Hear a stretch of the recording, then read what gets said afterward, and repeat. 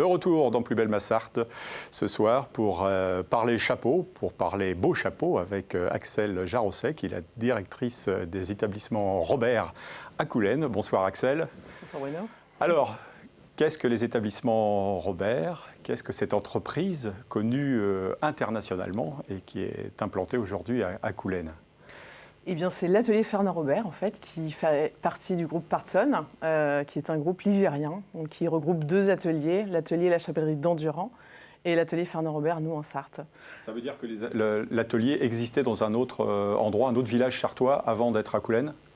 Non, en fait, on a toujours été à Coulennes, depuis 30 ans, en fait. À l'origine, c'était un tout petit atelier de modiste qui était tenu par Céline Robert, qui était donc modiste connue à l'international, donc essentiellement en Asie, aux États-Unis, aux Émirats. Voilà, on était vraiment internationalement reconnus. Et il y a quelques années, on a été repris par le groupe Partson, donc qui est spécialisé dans tout ce qui est couvre-chef, accessoires de tête depuis 5 générations. Alors les spécialités justement de votre établissement où vous travaillez, c'est la confection à la main. C'est ça, ce sont des choses qui sont réalisées, on ne va pas parler de petites mains, mais vraiment, c'est dans le détail, c'est du cousu sur mesure. Oui, tout à fait. On est vraiment spécialisé dans le fait main, made in France fait main. Tout est fait, donc on a des machines à coudre bien évidemment, mais on a aussi des machines qui nécessitent d'être manipulées vraiment par quelqu'un qui a le savoir-faire. Donc tout est fait à la main, après c'est toute la couture. Le modelage à la main, le bichonnage. Certaines techniciennes, on va dire, collaboratrices qui réalisent des... On peut voir toutes les opérations qui sont... Oui, parce que vous l'avez dit, il y a des vieilles machines, ça veut dire que de plus d'un siècle peut-être, puisque la maison existait au début des années 1900. Oui, ce sont des machines que vous avez d'ailleurs, ou une machine peut-être que vous avez récupérée à Coulennes? Alors en fait, ce sont des presses à chapeau qu'on a récupérées d'un ancien atelier qui a été aussi racheté par donc M. Guillemant, le PDG du groupe Partson, que nous avons récupéré ici sur le site de Coulennes. En fait, ce sont 10 têtes, qui comportent des moules. On a 150 moules ici à l'atelier, ce qui nous permet en fait de dresser des chapeaux. On peut avoir jusqu'à 400 pièces par jour avec toutes ces têtes, toutes ces presses. Et ce sont en effet des machines qui sont centenaires. Ça veut dire que tout le monde ne peut pas travailler justement sur ces machines au niveau des techniciens? Non, tout le monde ne travaille pas. Il y a quelques personnes peut-être qui peuvent... Oui, nous avons un maître chapelier. Et ce monsieur, il faudra peut-être penser un jour à sa succession. Ça veut dire que vous allez former peut-être, et où il y a quelqu'un qui se forme à ses côtés? Oui, nous formons quelqu'un actuellement aussi pour succéder et aussi suppléer en cas d'absence. Voilà, de toute façon, il faut être deux pour tirer un chapeau. Tirer le feutre, c'est quand même quelque chose d'assez physique. Donc, ils sont deux en fait. Mais nous avons un maître chapelier et une autre personne en formation. Axelle, vous êtes sartoise? Oui. J'imagine que vous êtes fière de travailler dans une entreprise sartoise reconnue à l'international. Et on va dire une des rares entreprises, justement, aussi à œuvrer, à exercer dans ce domaine en France et peut-être au-delà. Oui, tout à fait. C'est vraiment une fierté de travailler dans ce domaine-là. Déjà, j'ai fait des études en fait en lien avec le Made in France. C'était vraiment une nécessité pour moi de travailler dans ce domaine-là. Et qui plus est sartois. Et surtout que nous sommes très très peu en France en fait à avoir cette spécialité. On est peut-être 4 ou 5 maximum. Donc c'est vraiment une niche. Est-ce qu'on peut dire que c'est un marché qui se porte bien ou de mieux en mieux? On peut parler de la météo parce qu'elle est tellement changeante, ou la mode peut-être. Est-ce qu'aujourd'hui on porte plus le chapeau, la casquette aussi, oui. comme on le voit là Alors c'est vrai qu'on porte beaucoup moins de chapeaux qu'avant, finalement. Malheureusement, tout le monde portait avant un chapeau, mais... on voit vraiment une recrudescence de cette envie de porter un chapeau qui finit un style en fait. Donc pour tout ce qui est casquette, chapeau, bonnet, bandeau. Parmi l'éventail justement de chapeaux qui sont présents ici sur le plateau, est-ce qu'il y en a un qui est plus tendance que les autres actuellement ou qui est plus porté peut-être La casquette. Indéniablement, c'est vraiment ce qui sera porté le plus souvent aujourd'hui. En plus, c'est vraiment mixte, donc tout le monde porte des casquettes, c'est très facile. Après, le chapeau, c'est vraiment le chapeau de feutre. Termine le style d'une personne, ça donne vraiment une personnalité. On a aussi des chapeaux modelés, comme les petites cloches, qui reviennent beaucoup. Donc ça, Ça fait partie aussi de notre savoir-faire. Et aussi de la maille. Donc là, tout ce qui est bonnet, bandeau, ça se porte très facilement, ça se range dans un sac. Voilà. En Sarthe, vous vendez aussi des chapeaux? Vous sentez qu'il y a une certaine appétence ou intérêt pour... Il y a un vrai engouement pour ne serait-ce que l'atelier. Donc en Sarthe, oui, en effet, on vend beaucoup de chapeaux. Localement, on est assez vraiment reconnu.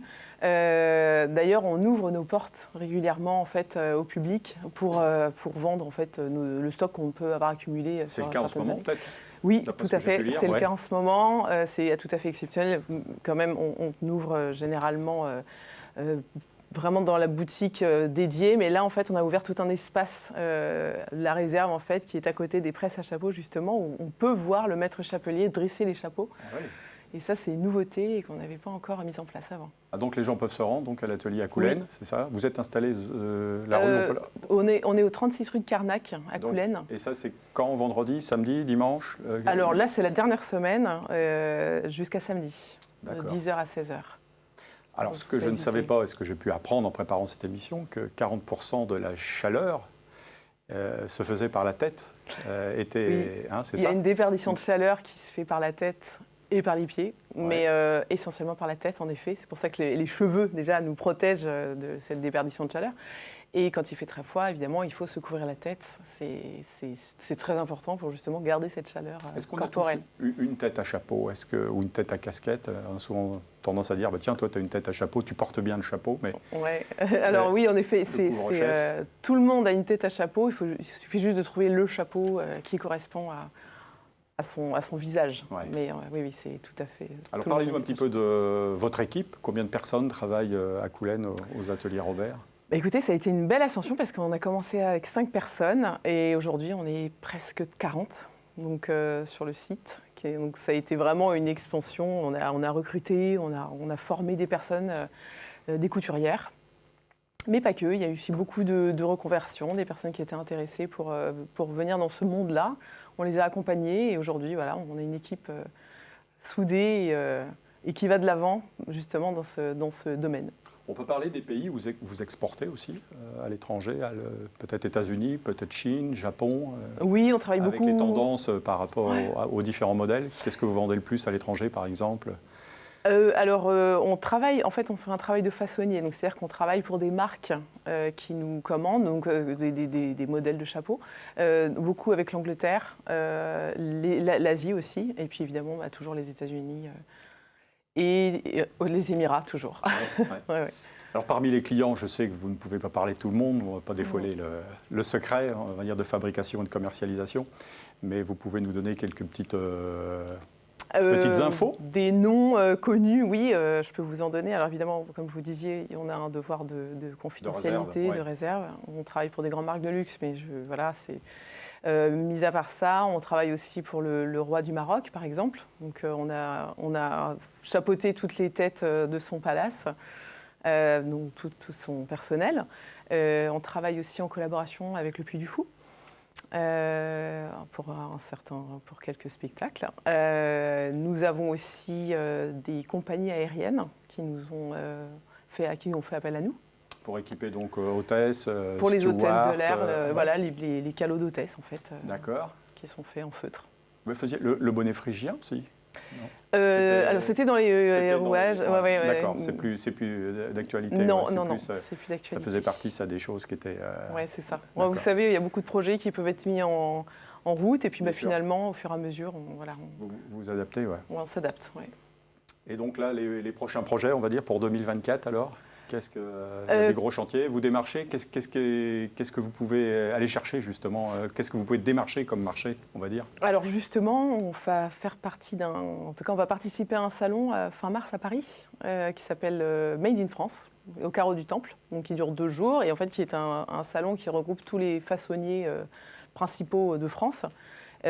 Pour lesquels les clients peuvent venir et prendre des renseignements. Et voilà. Donc nous, si on va déjà commencer par là, pour l'année 2024-2025, parce qu'on a quand même un carnet de commandes qui est assez plein.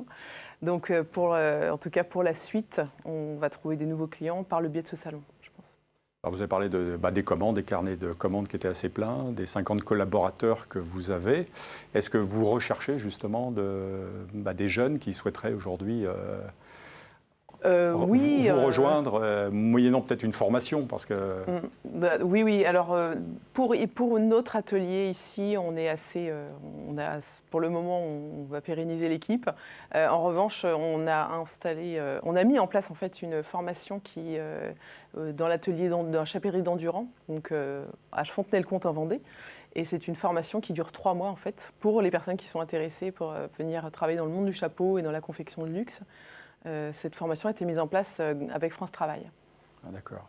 En voyant justement les beaux chapeaux que vous nous avez portés, le feutre, on peut dire que c'est quelque chose d'ancien, c'est peut-être le plus ancien, non, de tout est... Oui, tout à fait. Le feutre de laine, le feutre de poil de lapin aussi, c'est ce qui est le plus ancien, c'est ce qui est le plus qualitatif aussi, et c'est vraiment, ça ne bouge pas dans le temps.